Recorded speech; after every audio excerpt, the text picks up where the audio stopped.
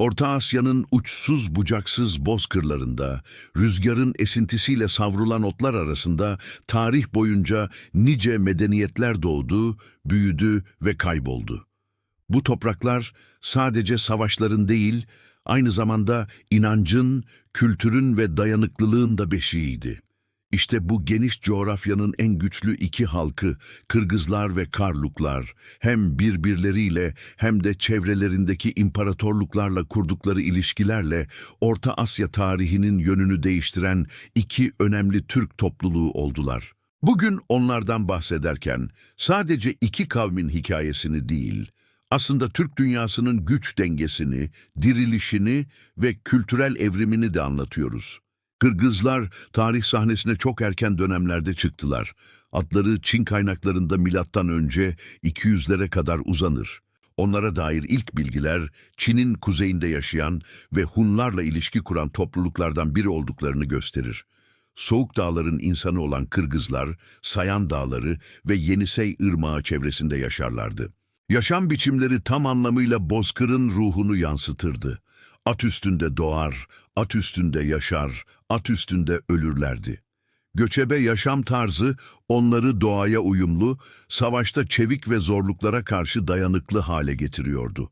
Kırgızların en dikkat çekici özelliği ise ateş gibi bir bağımsızlık duygusuna sahip olmalarıydı. Karluklar ise Kırgızlardan biraz daha batıda, Tanrı Dağları ve Fergana Vadisi çevresinde ortaya çıktılar. Onlar da bir Türk boyuydu ama karakterleri Kırgızlardan biraz farklıydı.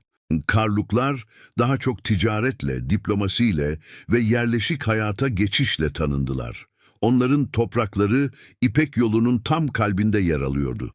Bu da Karlukları sadece savaşçı değil, aynı zamanda kültürel aracılar haline getirmişti. Bir bakıma Kırgızlar Orta Asya'nın kılıcıysa Karluklar kalemi olmuştu. Fakat tarih her zaman olduğu gibi bu iki halkı da durmadan sınadı. 6. yüzyılda Göktürk Kağanlığı Orta Asya'da birleştirici bir güç olarak yükselmişti. Kırgızlar Göktürklerin kuzeyinde yaşıyorlardı ve zaman zaman onlara bağlı, zaman zamansa isyan eden bir konumdaydılar. Göktürklerin gücü Kırgızları etkilemiş ama onları tamamen boyunduruk altına alamamıştı. Kırgızlar dağların ardına çekilip özgürlüklerini korumayı başardılar. Karluklar ise Göktürk hakimiyetine daha yakın bir konumdaydı. Onlar politik manevralarla hayatta kalmayı seçmiş, gerektiğinde ittifaklar kurarak güç dengesi içinde var olmayı öğrenmişlerdi. Göktürk Kağanlığı'nın 8. yüzyılda yıkılması Orta Asya'da büyük bir boşluk yarattı. Bu boşlukta yeni güçler yükseldi, yeni ittifaklar kuruldu. İşte bu dönemde Karluklar sahneye yeniden güçlü bir şekilde çıktılar. 745 yılında Göktürklerin yıkılmasıyla birlikte Karluklar batıya yönelip Uygur Kağanlığı'nın kuruluşunda önemli bir rol oynadılar. Ancak kısa süre sonra bu birlik dağıldı ve Karluklar kendi bağımsız beyliklerini kurdular. Onların merkezi bugünkü Balasagun ve Kaşgar civarındaydı. Bu bölge zamanla Türk İslam kültürünün doğuşuna zemin hazırlayacak bir merkez haline gelecekti. Kırgızlar ise aynı dönemde kuzeydeki soğuk bozkırlarda kendi güçlerini artırıyordu. Özellikle 840 yılında yaşanan bir olay Orta Asya tarihini kökten değiştirdi. Kırgızlar Uygur Kağanlığı'nı yıkarak Orta Asya'nın en güçlü devleti haline geldiler. Bu olay sadece bir zafer değil, aynı zamanda Türk boyları arasındaki güç dengesinin tamamen değiştiği bir dönüm noktasıydı. Kırgızlar artık sadece kuzeyin kabilesi değil, Orta Asya'nın hakimi haline gelmişti. Kırgızların bu yükselişinin arkasında olağanüstü bir askeri disiplin ve dayanıklılık vardı. Dağlık bölgelerde yaşamaları onları doğa şartlarına karşı güçlü kılmıştı.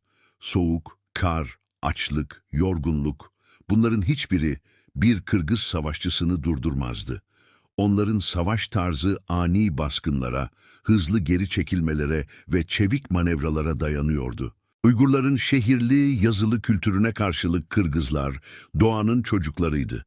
Gökyüzünü çadır, toprağı, yurt bellemişlerdi. Karluklar ise aynı dönemde farklı bir yol izlediler. Onlar sürekli olarak Doğu ile Batı arasındaki ticaret yollarını kontrol altında tutmaya çalıştılar. Ekonomik güç, Karluklar için en az askeri güç kadar önemliydi. Bu stratejik yaklaşım, ilerleyen yüzyıllarda onların tarih sahnesinde kalıcı olmalarını sağlayacaktı. Zira Karluklar, 9. yüzyılın sonlarına doğru İslamiyet'i kabul eden ilk büyük Türk topluluklarından biri oldular. Bu olay, Türk tarihinde yeni bir çağ başlattı. Karluklar, Karakanlılar Devleti'nin temelini atarak Türklerin İslam medeniyetiyle tanışmasına öncülük ettiler. Kırgızlar ise uzun yıllar boyunca eski inanç sistemlerini yani gök tanrı inancını sürdürdüler. Onların doğayla kurduğu bağ, dini yaşamlarının merkezindeydi. Güneş, rüzgar, su, dağ hepsi kutsaldı. Kırgızların dini törenlerinde doğaya teşekkür edilir, ruhlara adaklar sunulurdu. Bu yönüyle onlar, Türk mitolojisinin en eski ve saf unsurlarını koruyan halklardan biri olarak bilinirler. Karluklar ise İslamiyetle birlikte farklı bir kimliğe bürünmüş, şehirli bir Türk kültürünün temelini oluşturmuşlardı.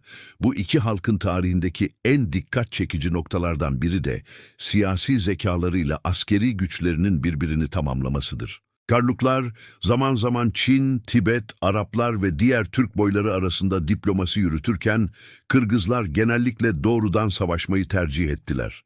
Ama her iki topluluk da Orta Asya'nın büyük güçleriyle ilişki kurma konusunda oldukça başarılıydı. Çin kaynaklarında hem Kırgızların hem de Karlukların kendi elçilerini imparatorluk sarayına gönderdikleri yazılıdır.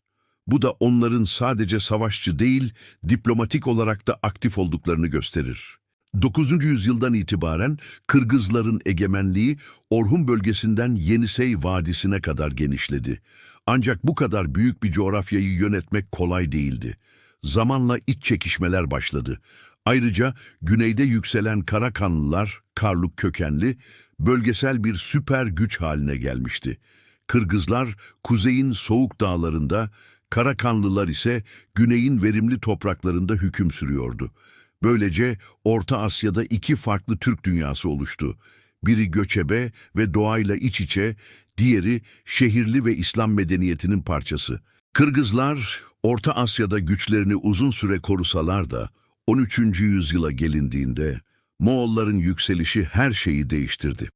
Moğolların demir disiplini ve geniş orduları karşısında Kırgızlar dağlara çekilmek zorunda kaldılar.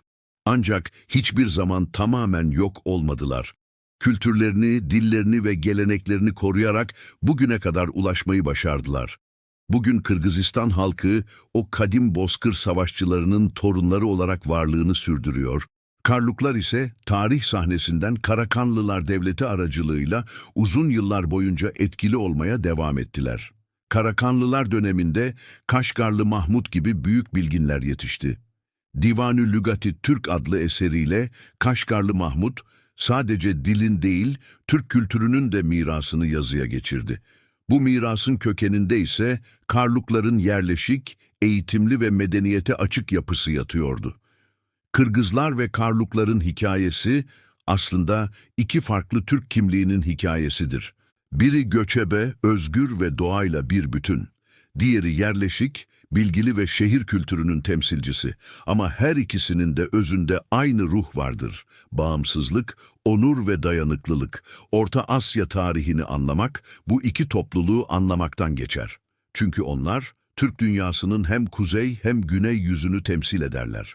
Bugün Orta Asya'da, Tanrı Dağları'nın eteklerinde rüzgarın uğultusunu dinlerken, belki o seslerin arasında Kırgız savaşçılarının nidasını, Karluk tüccarlarının çan seslerini duymak mümkündür.